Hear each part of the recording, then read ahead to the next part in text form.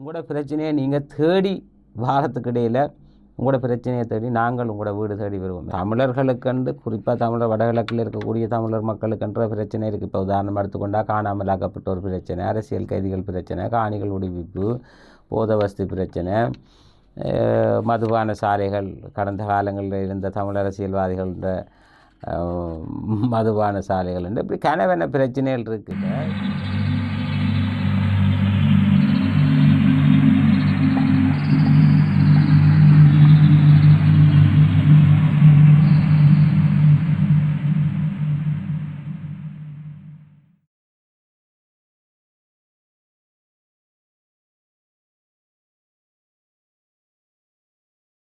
வணக்கம் கலைத்தரிசனம் அன்பு சொந்தங்களே.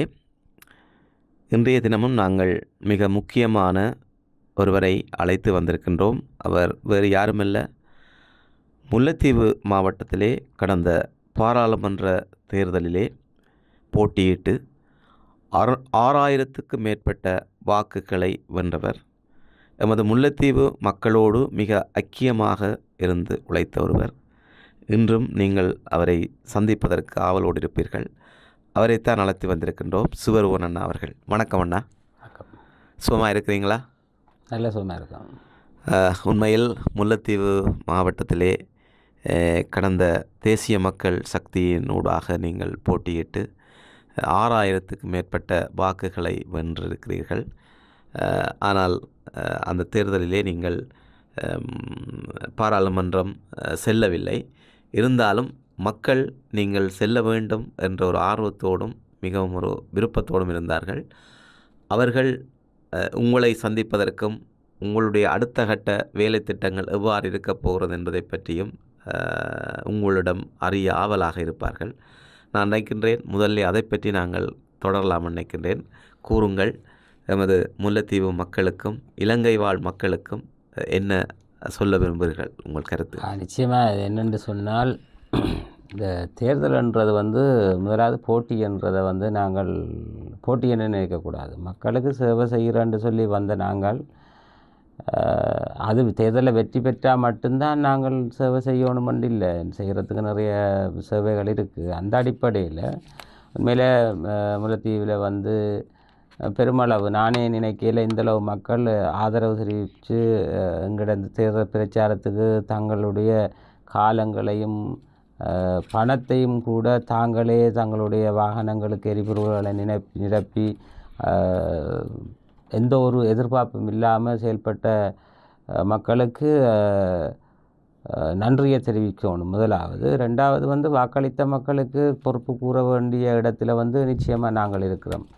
10-20 பேர் வாக்களிக்கையில் சும்மா 7900 பேருக்கு மேலே கிட்டத்தட்ட 8000 பேருக்கு மேலே வாக்களிச்சிருக்காங்க. அந்த மக்களும் வாக்களித்த மக்களுக்கும் வாக்களிக்காத மக்களுக்கும் இந்த மாவட்டத்தில் செய்ய வேண்டிய சேவையை நாங்கள் நிச்சயமாக செய்வோம். என்னென்னு சொன்னால், இதில் ஒரு விஷயத்தை குறிப்பாக நீங்கள் ஒரு விடயத்தை இதில் எடுத்துக்கொண்டு பார்க்கணும். என்னென்றால், நாங்கள் குறிப்பாக நான் தேசிய மக்கள் சக்தி அரசாங்கத்தினுடைய இன்றைக்கு ஆட்சியில் இருக்கக்கூடிய அரசாங்கத்தினுடைய ஒரு வேட்பாளராக தான் நான் போட்டியிட்டேன்னு சொல்லலாது. இப்போ இந்த வேட்பாளராக இந்த களமிறக்கப்பட்ட ஒரு ஆள். அப்போ அந்த அடிப்படையில் எங்களுக்கு எல்லா அதிகாரமும் இருக்குது. நாங்கள் 9 பேர் இந்த வேட்பாளர்களாக இறக்கப்பட்டது 9 பேர். இந்த 9 பேரும் வாக்குகளை சேர்த்து 9 பேரும் எடுக்கப்பட்ட வாக்குகளில் தான் நாங்கள் இன்றைக்கு 2 பேரை பாராளுமன்றத்துக்கு அனுப்பியிருக்கிறோம். அப்போ இதில் இந்த 9 பேருக்கும் அதில் பங்கு இருக்குது. அந்த பாராளுமன்றத்துக்கு அனுப்பப்பட்ட 2 பாராளுமன்ற இப்போ தேசிய பட்டியலில் தோழர் உபாலி சமரசிங்கவையும் அனுப்பியிருக்கிறோம். அவர் முழு போயிருக்கிறார் பாராளுமன்றத்துக்கு. அப்போ அந்த அடிப்படையில் பார்த்தீங்கன்னு சொன்னால் அந்த 9 பேருக்கும் அந்த பங்கு இருக்குது. அப்போ அதை விட தேசிய மக்கள் சக்தி அரசாங்கத்தினுடைய நிர்வாக கட்டமைப்புகள் அது எப்படி இயங்கும்ன்றது குறிப்பாக தென்னிலங்கையில் நீண்ட காலமாக இருக்கிறபடியாக அதை பற்றி அங்கே இருக்கிற மக்களுக்கு நல்ல தெளிவு இருக்குது. ஆனால் வடக்கை பொறுத்த மட்டும் வடக்கில் குறுகிய காலத்துக்கு அதில் செயல்பாடு இருக்கிறபடியால் வடக்கில் இந்த மக்களுக்கான தெளிவின்மை என்று தான் நினைக்கலாம். அதை தெளிவூட்ட வேண்டிய இடத்துல தான் நாங்கள் இருக்கிறோம். நிச்சயமாக நாங்கள் அதை தெளிவூட்டுவோம். அந்த அடிப்படையில் பார்த்தீங்கள் என்று சொன்னால் நாங்கள் செய்ய போகிற எந்த ஒரு வேலை திட்டமும் மாவட்ட ரீதியாக தான் நடக்கும். இப்போ ஒரு உதாரணத்துக்கு சொல்ல போனால் ஒரு பாராளுமன்ற உறுப்பினருக்கான என்ன அதிகாரம் என்று சொல்லி கேட்டீங்கள் என்றால், கடந்த காலங்களில் பாராளுமன்ற உறுப்பினர் அவருக்கு சொந்தக்காரன், அவர் நினைச்சவன், தெரிஞ்சவன், கட்சிக்காக வேலை செய்தவர் என்று சொல்லி செல்வாக்கு சலுகைகள் அடிப்படையில் அவற்றை அபிவிருத்தி திட்டங்களை செய்ய முடியும். ஆனால் எங்களுடைய அரசாங்கத்தில் அப்படி எதுவும் செய்ய முடியாது. மாவட்டத்துக்கென்று அமைப்பாளர் இருப்பார். அந்த மாவட்டத்தில் உள்ள பிரச்சனைக்கு பொறுப்பு கூற வேண்டியது அந்த மாவட்ட அமைப்பாளர். அப்போ எந்த ஒரு அபிவிருத்தி திட்டத்தை கொண்டு வந்தாலும் உங்களுக்கு தெரியும், இங்கே கிராம மட்ட குழுக்கள், வட்டார மட்ட குழுக்கள், பிரதேச மட்ட குழுக்கள், மாவட்ட மட்ட குழுக்கள் என்று நாங்கள் குழுக்கள் அமைப்போம். இந்த குழுக்கள் தான் தீர்மானிக்க வேணும் எந்தெந்த பிரதேசத்துக்கு என்னென்ன வேலையை நாங்கள் செய்ய போகிறோம் என்று. அப்போ இங்கே மாகாண அமைப்புன்னு ஒன்று இருக்குது, மாவட்ட அமைப்புன்னு ஒன்று, தேர்தல் தொகுதி அமைப்புன்னு ஒன்று இருக்குது. அதை விட பிரதேச அமைப்புன்னு இருக்குது, பிரதேச அமைப்பில் வட்டார அமைப்பு இருக்குது, வட்டார அமைப்பால் கிராம அமைப்பு இருக்குது. அப்போ இந்த ஒரு கிராமத்துக்குள்ளே நடக்கக்கூடிய பிரச்சனையாக இருக்கலாம், அபிவிருத்தியாக இருக்கலாம், இன்னமாக இருக்கலாம், அந்த கிராமத்தில் உள்ள மக்கள் தான், அந்த அமைப்புகள் தான் முடிவெடுக்க வேணும். அப்போ யாரையும் ஒரு பாராளுமன்ற உறுப்பினராக வந்துட்டோம்ன்றதுக்காக நாங்கள் நினைச்சபடி செய்யலாம், நினைச்சபடி போகலாம்ன்றதெல்லாம் தேசிய மக்கள் சக்தி அரசாங்கத்தில் இருக்காது. அப்போ அதால் மக்கள் இதில் ஒரு பெரிய குழப்பத்தை அடைய தேவையில்லை, பெருமளவு சோர்வடைய தேவையில்லை. நாங்கள் முல்லைத்தீவு மாவட்டத்தில் இவ்வளோ வாக்களை அளித்தும் எங்களுக்கு ஒரு பாராளுமன்ற உறுப்பினரை அனுப்ப முடியாமல் போயிட்டுதே என்ற ஒரு குழப்பம் மக்கள் கொள்ள தேவையில்லை.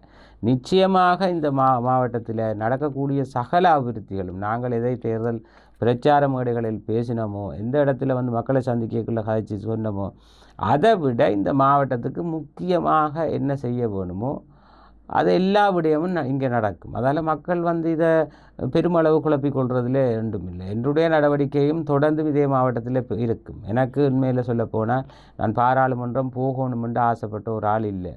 நாங்கள் கட்சி கூறினதன் அடிப்படையில் இந்த மாவட்டத்தில் இருந்து நாங்கள் நின்று போட்டிக்கிட்டு அதன் அடிப்படையில் நாங்கள் வாக்குகளை பெற்றுக்கொண்டோம். யாராலையுமே பெற்றுக்கொள்ள முடியாத அளவு ஒரு கோட்டையை நாங்கள் உடைச்சிருக்கிறோம் தான் சொல்லலாம். அந்த அடிப்படையில் நாங்கள் அதை செய்திருக்கிறோம்.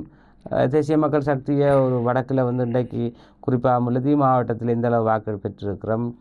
வடமாகாணத்தில் நாங்கள் கிட்டத்தட்ட 7 பாராளுமன்ற உறுப்பினர்கள் போட்டியினூடாக நாங்கள் தேர்தலினூடாக 5 பாராளுமன்ற உறுப்பினர்கள், 6 பாராளுமன்ற உறுப்பினர், 5 பாராளுமன்ற உறுப்பினரையும் 2 பாராளுமன்ற உறுப்பினர்கள் தேசிய பட்டியலையும் எடுத்து 7 பாராளுமன்ற உறுப்பினர் மாபெரும் வெற்றி. கிட்டத்தட்ட நீங்கள் பார்த்தீங்கன்னா எங்களுடைய தோழர் டில்வின் சில்வா கூறியது போல் நாங்கள் மற்ற மாகாணங்களில் எடுத்துக்கொண்ட வெற்றியை விட வடமாகாணத்தில் நாங்கள் எடுத்துக்கொண்ட வெற்றி தான் எங்களுடைய வடமாகாணம் மலையகம் மாபெரும் வெற்றி. எங்களுக்கு அதுதான் எங்களுக்கு உண்மையான வெற்றி என்று. அது மாதிரி நாங்கள் அதில் மக்கள் கவலையடைய தேவையில்லை என்று தான் என்ற கருத்து. இங்கே நீங்கள் என்ன பிரச்சனை இருக்கோ நேரடியாக தொடர்பு கொள்ளலாம். எங்களோட மாவட்டத்துக்கான அமைப்பு இருக்குது, உங்களோட பிரதேசத்துக்கான குழுக்கள் இருக்குது. அதனூடாக நீங்கள் எந்த நேரமும் எந்த பிரச்சனையாக இருந்தாலும் நீங்கள் உடனடியாக தொடர்பு கொள்ளலாம். அதுக்கான தீர்வு நாங்கள் பெற்றுத்தருவோம். நான் குறிப்பாக அதுக்கு அந்த தீர்வுக்காக பெற்றுத்தருவேன். அதை விட குறிப்பாக நீங்கள் உங்களோட பிரச்சனையை நீங்கள் தேடி வாரத்துக்கு இடையில் உங்களோட பிரச்சனையை தேடி நாங்கள் உங்களோட வீடு தேடி வருவோம். ஏனென்றால் நாங்கள் சாதிக்கிறதுக்காக வந்த ஒரு ஆக்கள், நாங்கள் சம்பளத்துக்காகவோ பிழைப்புக்காகவோ உழைப்புக்காகவோ அரசியல் செய்ய வந்த ஆக்கள் இல்லை. நாங்கள் இந்த மண்ணில் இந்த மக்களோடு இருந்து எதையாவது சாதிக்க வேணும், இந்த மக்களை அடுத்த படிநிலை கொண்டு போகணும் என்று தான் இந்த அரசியலுக்கு வந்தார்கள் என்றபடியாக நீங்கள் பார்த்து அதுக்கு நல்ல விளக்கம் தெரியும். இன்றைக்கு பாராளுமன்ற உறுப்பினர்கள் எவருக்கும் அமைச்சர்களுக்கும் எந்த கொடுப்பனவும் இல்லை, சம்பளம் இல்லாமல் வேலை செய்கிற ஒரு அரசாங்கம் தான் இன்றைக்கு நாட்டில் இருக்குது. இப்போ நாங்கள் ஒட்டுமொத்தமாக தேசிய மக்கள் சக்தி சார்பாக நான் சொல்கிறது, எந்த இதுக்கும் மக்கள் குழப்பமடைய வேண்டாம். நீங்கள் வெற்றி பெற இல்லை, பாராளுமன்றத்துக்கு அனுப்ப இல்லை என்று கவலையை விட்டு நீங்கள் நிம்மதியாக இருங்கோ. உங்களோட பிரச்சனைகளுக்கு நாங்கள் இருக்கிறோம்ன்றதான் என்ற பதிலாக இருக்கும். உங்களுக்கு மக்களுக்கான பதிலாக இருக்கும். மிக சிறப்பான ஒரு பதிலை தந்திருக்கிறீர்கள். உண்மையில் மக்கள் நிறைய பேர், நான் கூட நேரடியாக பார்த்துருந்தேன், சுப்பிரமணியாவை கண்டீர்களா, கதைத்தீர்களா என்று பலரோடு பல மக்கள் கதைத்து பேசி கொண்டிருந்ததை அங்கங்கே பார்த்துருக்கின்றேன். இதை பார்க்கும் பொழுது அவர்கள் நிச்சயமாக முற்றுமுழுதாக இதை பற்றி அறிந்து கொள்வார்கள். அடுத்ததாக நாம் கேட்க இருக்கின்ற கேள்வி, முல்லைத்தீவு மாவட்டத்திலே நீங்கள் அதிகமான பிரச்சார மேடைகளில் சரி, நேரடியாகவும் சரி, மக்களோடு ஒரு நல்லிணக்கத்தை பேண வேண்டும் என்ற அந்த உயரிய சிந்தனையோடு தான் உங்களுடைய வேலை திட்டங்கள் அநேகமான இடத்தில் இருந்திருக்கிறது.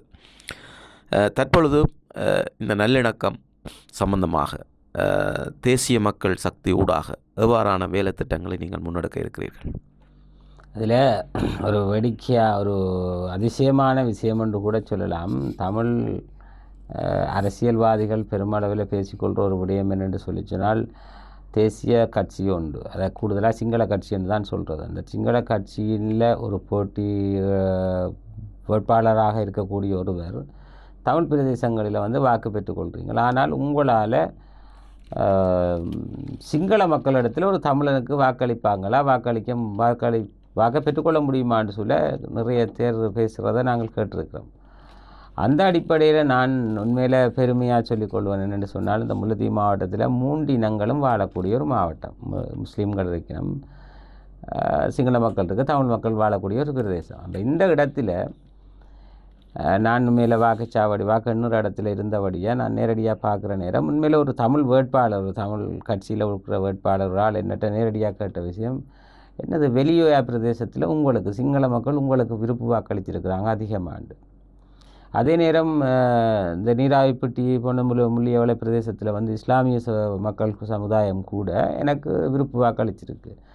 அப்போ எல்லாருக்கும் ஒரு அதிசயம் என்னென்னு சொன்னால், அதுதான் மாற்றம். உண்மையில் இன நல்லிணக்கம்ன்றதை வந்து அரசியல் ரீதியாக நாங்கள் கொண்டு வர வேணும். அடுத்தது பாடசாலை மட்டத்தில் நாங்கள் கொண்டு வர வேணும். உண்மையில் நீங்கள் குறிப்பாக பார்த்தால் இது எத்தனை பேருக்கு ஏற்றுக்கொள்ளக்கூடிய கருத்தோ அல்லது முரணான கருத்தோ தெரியாது. நான் ஒரு பொதுப்படையாக நான் ஒரு சொல்லக்கூடிய விஷயம் என்னென்றால், இந்த மிகவும் கவலை அளிக்கக்கூடிய ஒரு விஷயமும் கூட என்னென்று சொன்னால், இஸ்லாமிய சமூகம் வந்து மதம்தான் இஸ்லாம், ஆனால் அவர்கள் பேசுகின்ற மொழி அடிப்படையில் தான் இனங்கள் பிரிக்கப்பட்டிருக்கு. அப்போ இங்கே இஸ்லாமிய தமிழர்கள் என்று சொல்கிறத நீங்கள் பார்த்துருப்பீங்க. ஆனால் ஒரு இந்து சைவ சமயத்தவனை பார்த்து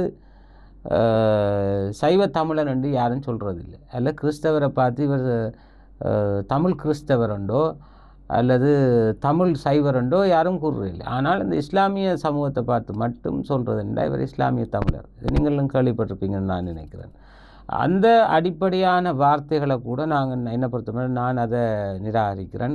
அதை அப்படி கூட கூறக்கூடாதுன்னு நினைக்கிறேன். அந்த அடிப்படையில் இப்போ சிங்கள மக்களை நீங்கள் பார்த்தீங்கன்னு சொன்னால், சிங்கள மொழி பேசுகின்ற மக்கள் இப்போ வெளியாக இருக்கலாம், கொக்குலாயாக இருக்கலாம், அந்த பிரதேசங்களில் கூட அந்த மக்கள் பெருமளவு எங்களோட நேசித்து எங்களோட உண்மையில் நாங்கள் ஒரு அடுத்த கட்டம் இப்படி ஒரு நல்லிணக்கத்துக்குள்ளே போனால் மட்டும்தான் நாங்கள் இந்த நாட்டை கட்டி எழுப்பலாம் என்ற ஒரு கட்டமைப்புக்கு வந்துட்டாங்க. அதால் நான் ஒரு விடயத்தை இந்த தேர்தல் பிரச்சார காலத்தில் நான் பார்த்த அளவில் முல்லைத்தீவு மாவட்டத்தில் இன நல்லிணக்கத்தை பெரிதும் கட்டி எழுப்புறது மிக இலகுவாக இருக்கும். ஆனால் அதுக்கேற்ற அரசியலை செய்ய வேணும். நிச்சயமாக வருகின்ற காலத்தில் செய்வோம். மாகாண சபை தேர்தலும் பிரதேச சபை தேர்தலும் வர்றபடியாக நாங்கள் அதிலே ஒரு இன நல்லிணக்கத்தை எப்படி என்றதை காட்டுவோம். மிக்க நன்றி. உங்களுடைய பதில் வந்து அதற்கு சிறப்பாக தந்திருக்கிறீர்கள். உண்மையில் மக்கள் இன நல்லிணக்கம் என்பது இலங்கையில் இப்பொழுது ஒரு மிக முக்கியமான ஒன்றாக இருக்கிறது.